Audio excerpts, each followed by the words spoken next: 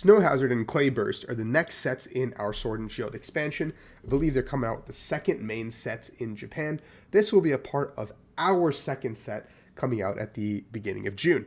Snow Hazard and Clay Burst will be coming out on April 14th with 71 cards, each 142 before Secret Rares, which is going to be a lot of cards featuring Chien-pao and ting-lu, two of the seal Pokemon. I don't know, like the legendaries, like the pseudo like end game legendaries. Here they are. These arts look sick. Obviously, I don't know what they say right now, but these are two of them, chien-pao and ting-lu. So let's look at what these are. These are the Ruin legendaries or whatever they're called. Yeah. So this set is gonna have a couple of cool illustration rares like this Raichu that's sleeping. What is this? What Pokemon is this? Reller's Evolution? I don't know what this is called. The Dunsparce, the big guy. Look at all the little guys on him. And Tandemaus. So let's see what this set has to hold. Keep in mind, these cards we won't probably get until June, but this will make up the set that's consisting of the cards for NAIC. Our June set, like it says here in the PokeBeach article, Paldea Evolved, should be comprised of cards from Triplet Beat, Snow Hazard, and Clayburst. Probably everything will be combined, so this is kind of where the line gets drawn for what we're seeing for NAIC. But anyway, guys, hi, my name is Rahul Reddy. Thank you for watching. If you enjoy this kind of content, please like and subscribe. I always forget to show myself. It just helps the channel a ton. But we're going to go through and analyze these in a competitive aspect. We have Relor, which is just Roller backwards. He's a Dong Beetle, a goofy-looking guy. Both these cards don't do much. Chi-Yu EX, he's one of the Ruin legendaries as well. Chi-Yu has Burning Envy. Discard 2 cards from the top of your opponent's deck for a fire. And for 2 fires, Flame Surge 100 damage and choose up to 3 bench Pokemon. Search your deck for a basic fire and attach it to one each of those Pokemon. That's actually really interesting because that seems like a lot of power to just ramp up your board out of nowhere.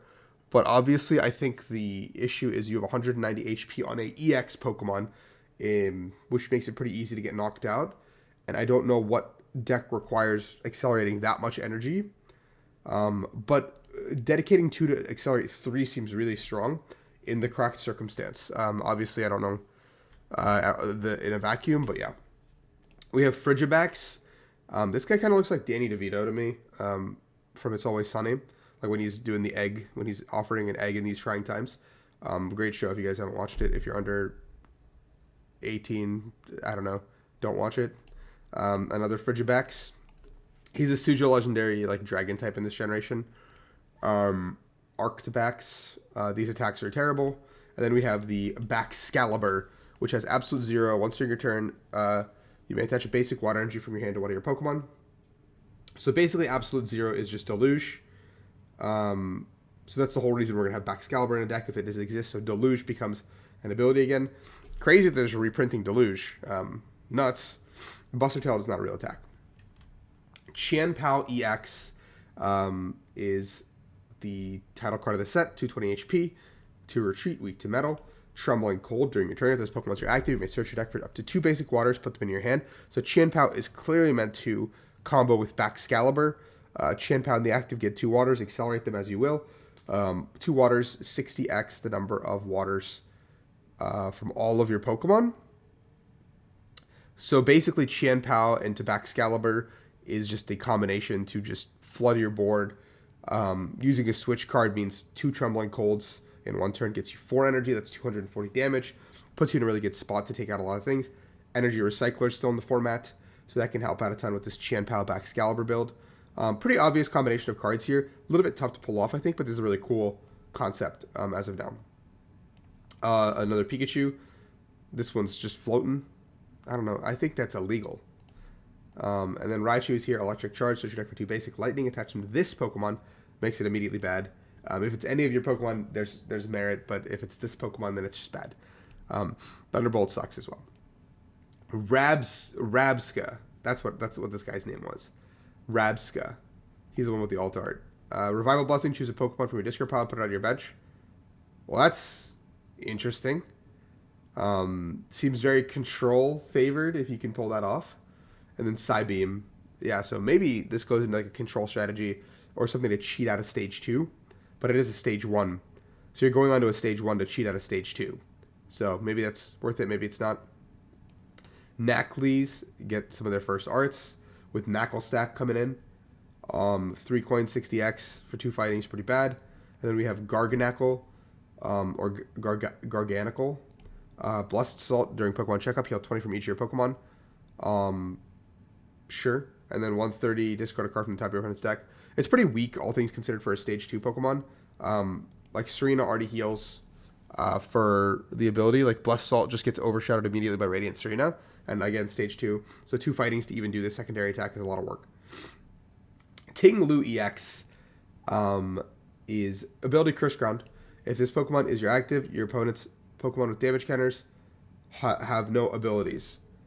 That's really interesting. So you basically can ability lock your opponent's whole board with some form of spread damage. I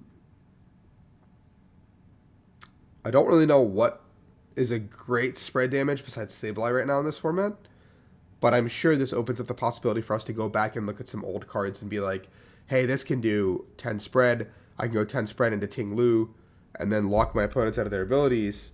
All of a sudden, Comfies don't do anything. There's no nets. All of a sudden, Radiant Greninja doesn't do anything. All of a sudden, Genesects don't get to draw cards. Like, that seems pretty interesting, actually, to me. 3 fighting Land Scoop, 150. Put 2 damage counters on one of your opponent's bench Pokemon. So obviously, Land Scoop can also like facilitate it, but 3 fighting is a lot. Definitely have to play something like Gutsy Pickaxe and Grant, I think, to power these up. But I can see this deck being pretty good. A good top end of the fighting support we've had recently. Dunsparce with Find a Friend, nothing special. Do Dunsparce. For 4 colorless, 100, and your opponent's active is now paralyzed. Shuffle this Pokemon and all cards attached to it into the deck. Okay, yeah, I'm not ever pulling this off. Tandemaus, the 2 Mousies, and then, oh, Mousehold, that's right, sorry, that's his name. No, put damage counters on each of your opponent's Pokemon equal to the number of Mousehold in play. So for 3 colorless, you're basically just saying if I have 4 Mousehold in play, I can do 40 spread, which is a lot of damage, but 3 energy is a little bit of an awkward number because we don't have a way to accelerate through without using cards like Raihan or like a Flaffy Engine or something. And at that point, like, why are you playing a 60 HP guy when you can use something else, right? So maybe this is a cool card, but it seems fringe like Durant. Squawkabilly EX is a bird Pokemon in this generation. Lively Draw on your first turn. You may discard your hand, draw 6. You cannot use more than 1 Lively Draw ability during each turn. So just only on your first turn, you can use discard, draw 6. Kind of like Talonflame for a little bit. 160 HP is pretty low, so it is the trade-off is that it is a very weak Pokemon for 2 prizes, and then Energy Flow is at 20 and attach 2 from your discard. No, this is cool. This is cool. I like the idea that we can trade off a 2 prizer that's pretty garbage in favor of just potentially pitch drawing 6 to just reset your hand. Like a Chatot kind of effect. Who knows? Super Odd is back. That's cool. I can't complain. We did need more recovery that wasn't just Clara. So having Super Odd back is a welcome change from Ordinary Odd. I think Ordinary Odd was too powerful. Super Odd, I think, is the correct balance. Charm of Courage, plus 50 HP. To a basic, interesting. That's going to be really annoying for EX Pokemon. That can get buff bigger, I don't know. Grusha. Just draw cards to 5 in hand if you have no energy. Draw 7. Interesting. So, like, control strategy, probably. Just fill your hand. I don't know. This is the card that everyone has been talking about, Iono. Each player shuffles their hand and puts it on the bottom of their deck. Then each player draws a card for each of their remaining prize cards.